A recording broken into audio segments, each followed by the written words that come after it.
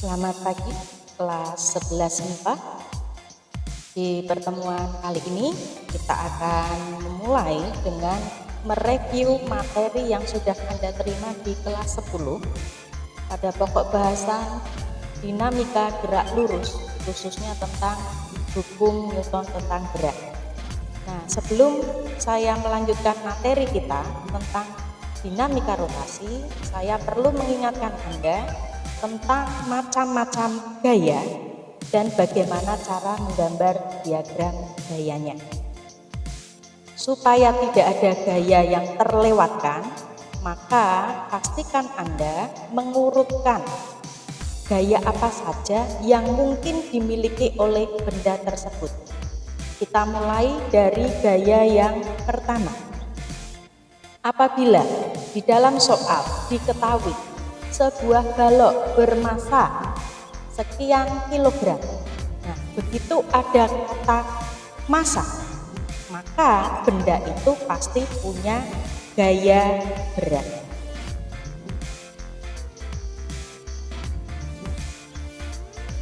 Dengan simbol W kecil.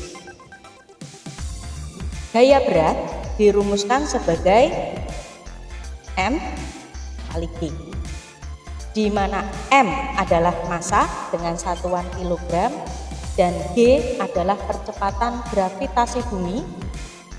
Apabila di dalam soal tidak diketahui nilainya, selalu gunakan nilai 10 meter per sekon kuadrat. Yang tidak kalah penting dari gaya berat ini adalah bagaimana cara menggambar diagram gayanya. Aturan untuk gaya berat adalah karena ini disebabkan oleh adanya gravitasi bumi, maka gaya berat arahnya selalu menuju ke pusat bumi. Dalam hal ini berarti apabila ada sebuah balok terletak di atas lantai seperti ini, maka diagram gaya yang harus kita buat untuk menggambarkan gaya berat adalah arahnya lurus ke bawah. Nah, perhatikan titik start kita menggambar diagram gaya adalah di tengah-tengah benda. Tarik lurus ke bawah, kasih panah seperti ini. Inilah gaya berat. Nah, bagaimana kalau benda terletak di bidang miring? Seperti ini. Hati-hati, jangan terkecoh. Ingat, gaya berat selalu menuju ke pusat bumi. Berarti sekalipun bendanya berada di bidang miring, gaya berat tetap dari tengah-tengah benda lurus ke bawah. Seperti ini. Bagaimana kalau bendanya nempel di dinding seperti ini? Kembali saya sampaikan, ingat, gaya berat dari pusat benda menuju ke pusat bumi. Seperti ini. Satu lagi, kalau bendanya nempel di atap, misalnya lampu, ya, seperti ini. Mana arah gaya beratnya? Ya, benar, selalu lurus ke bawah. Kemudian gaya yang kedua. Biasanya di dalam soal setelah diketahui massa akan diberikan keterangan tambahan. Contoh tadi ya, sebuah balok bermassa sekian kilogram terletak pada bidang datar licin atau bidang datar kasar, atau terletak pada sebuah bidang miring, atau bisa juga dikatakan menempel di dinding. Nah, berarti di sini akan muncul gaya yang kedua, namanya adalah gaya normal dengan simbol N besar. Gaya normal muncul apabila benda menempel pada sebuah bidang. Bisa juga kita katakan berarti apabila benda tersebut nempel dengan benda yang lain, maka benda itu punya gaya normal. Adapun untuk rumusnya, N itu relatif. Mengapa saya katakan relatif? Karena gaya normal nilainya tidak tergantung dari suatu rumus, tetapi dari persamaan gaya yang ada pada benda tersebut. Nah, sekarang kembali saya akan menggambarkan diagram gayanya. Bagaimana untuk aturan gaya normal? Ingat, gaya normal muncul apabila benda menempel pada sebuah bidang. Berarti kita akan menggambarkan gaya normal itu tegak lurus terhadap bidang keluar dari benda. Keluar dari bidang. Saya ulangi, menggambar gaya normal, kita mulai dari yang pertama, tegak lurus bidang. Kita lihat gambar yang pertama tadi. Bidangnya mana? Nah, ini bidangnya, lantai. Tegak lurus bidang, berarti arahnya seperti ini. Ya. Keluar dari bidang. Bidangnya di mana? Bidangnya di bawah. Berarti arah gaya normalnya keluar dari bidang. Seperti ini. Perhatikan, titik startnya adalah perbatasan antara benda dengan bidang. Keluar dari bidang. Ya. Nah, sekarang bagaimana dengan gambar yang kedua? Masih sama aturannya. Ini bidangnya, yaitu bidang miring. Tegak lurus berarti nanti ikut-ikutan miring seperti ini. Keluar dari bidang berarti bidangnya ada di sini, arahnya berarti gaya normalnya seperti ini. Nah, perhatikan untuk menggambar gaya normal untuk kelas SMA, gaya normal boleh digambarkan baik itu di sebelah kiri ataupun di sebelah kanan pusat benda. Yang penting aturannya titik startnya adalah perbatasan antara benda dan bidang. Gaya normalnya masih tergambar di dalam bidang. Jadi nggak boleh meletakkan gaya normal di sini. Ya, nggak boleh. Sekarang gambar ketiga. Bidangnya apa?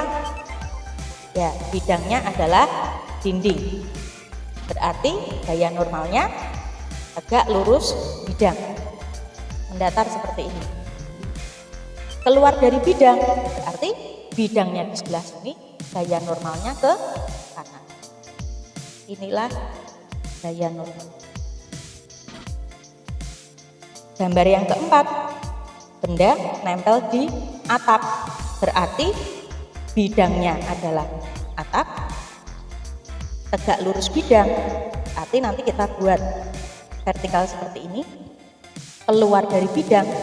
Ingat, bidangnya atap di atas, berarti gaya normalnya lurus ke bawah. Ya, jadi perhatikan gaya normal dengan gaya berat itu sendiri-sendiri, tergantung posisi dari benda. Nah, mengapa saya mengatakan gaya normal itu relatif? Apabila benda diam, pada gambar nomor 1, maka di sini dikatakan gaya normal itu sama dengan gaya berat. Gambar yang kedua, apabila benda diam pada bidang miring seperti ini, berarti pasti ada gaya gesek. Kenapa? Kalau nggak ada gaya gesek, baloknya mesti meluncur ke bawah.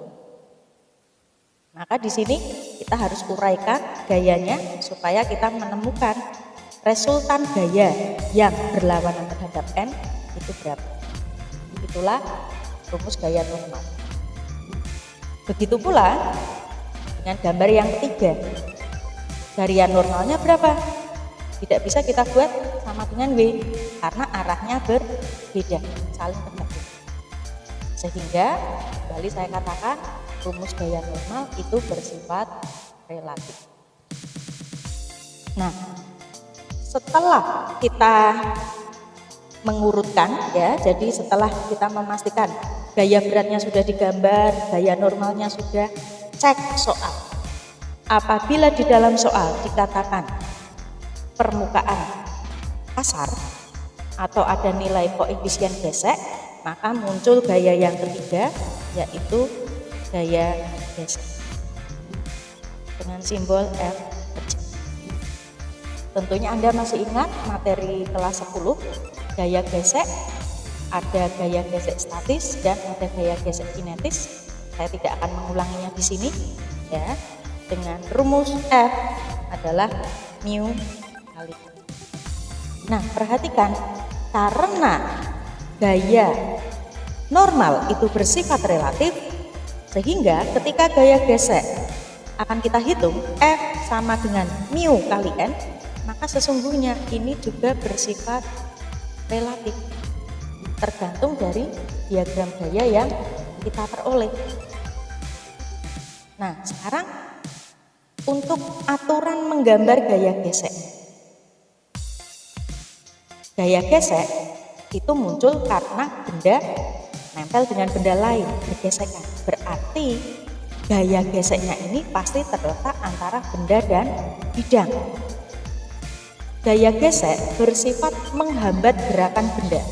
Berarti arah gaya gesek selalu berlawanan dengan arah gerak benda.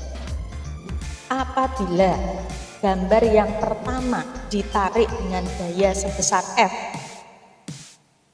supaya bergerak ke kanan, kemudian dikatakan lantainya kasar. Nah, kalau kasar biasanya ada artiran seperti ini, maka arah gaya geseknya, kalau benda ini bergerak, ya akan bergerak ke kanan, maka gaya geseknya ke kiri. Perhatikan, gaya geseknya itu di sini, terletak di perbatasan benda dan bidang, arahnya berlawanan dengan gerakan benda. Nah, untuk gambar nomor 2, sekalipun tidak ditarik dengan gaya tertentu, apabila kita biarkan secara alami, benda ini akan meluncur ke bawah. Berarti gaya geseknya ke atas.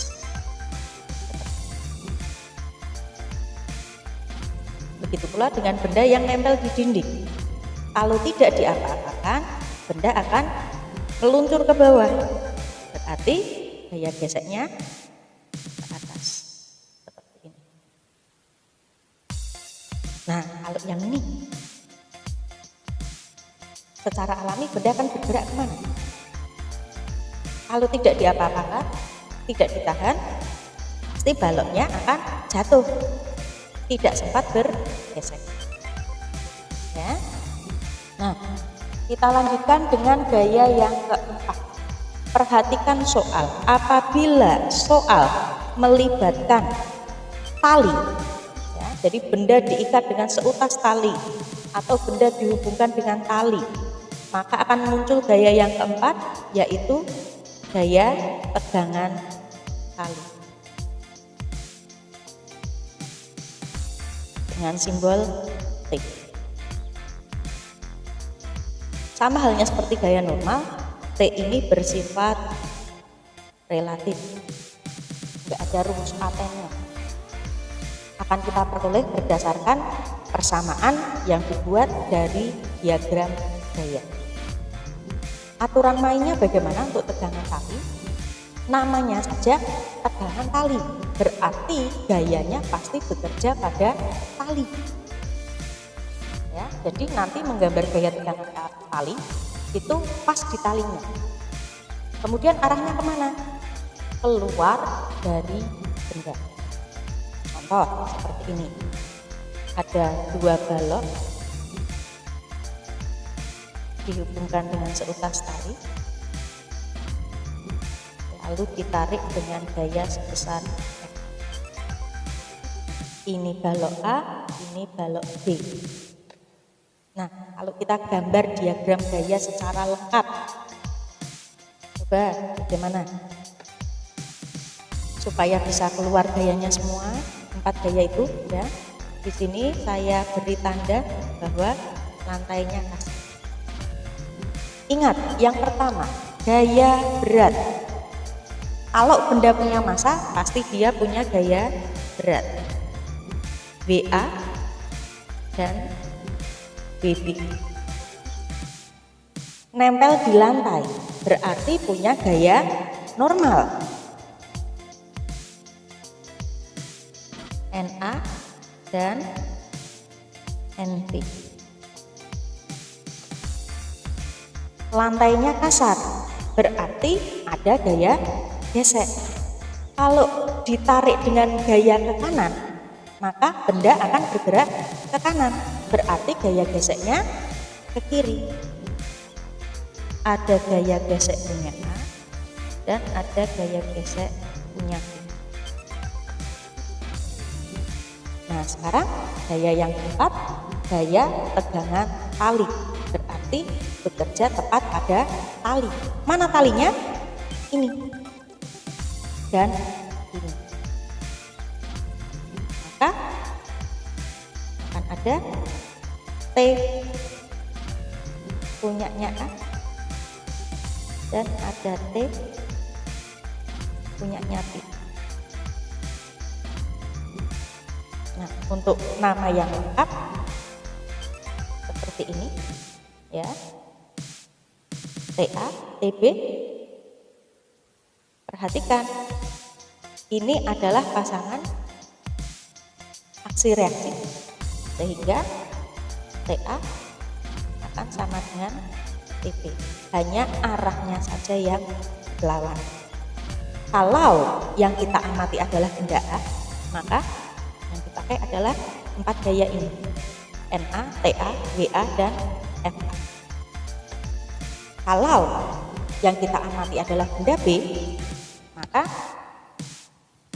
gayanya ini. Ada WB, FB, TB, NB, dan F. Ya, ini gaya yang paling sering dipakai. Masih ada satu gaya lagi, yang kelima, yaitu gaya sentripetal. Ingat ya, di materi gerak melingkar ini sudah dibahas. Kalau bendanya bergerak melingkar, maka pasti punya gaya sentripetal. Fs sama dengan M kali AS. N, percepatan sentripetalnya adalah P kuadrat.